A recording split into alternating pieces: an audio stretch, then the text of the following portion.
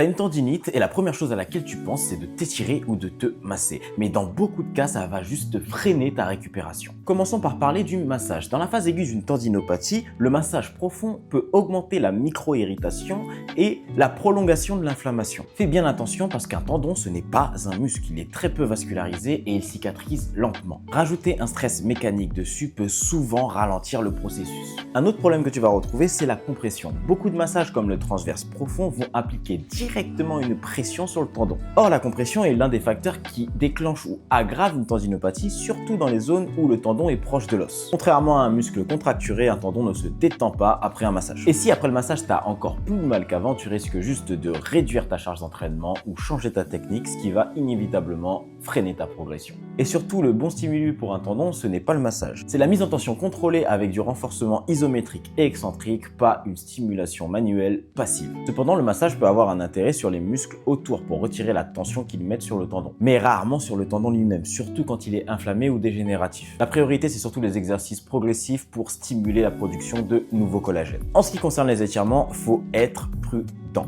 Les étirements statiques peuvent comprimer le tendon contre l'os, ce qui peut aggraver la douleur et ralentir la cicatrisation. Ils peuvent même modifier la structure du collagène en passant d'un collagène de type 1 qui lui est solide à un collagène de type 2 qui est beaucoup moins résistant. Une revue de Whitbrew de 2004 précise que les étirements statiques courts ne changent pas la raideur du tendon d'Achille, mais que les étirements balistiques peuvent la diminuer. Et sur un tendon qui est déjà affaibli, ça peut augmenter la vulnérabilité mécanique. Bon, en résumé, les étirements, ça peut être utile pour la mobilité à long terme. Mais sur un tendon blessé, ils doivent être placés au bon moment, sinon ça va juste aggraver ta situation. Si tu veux vraiment soigner un tendon, concentre-toi d'abord sur la réduction des facteurs aggravants, le renforcement progressif et le relâchement musculaire autour et pas dessus.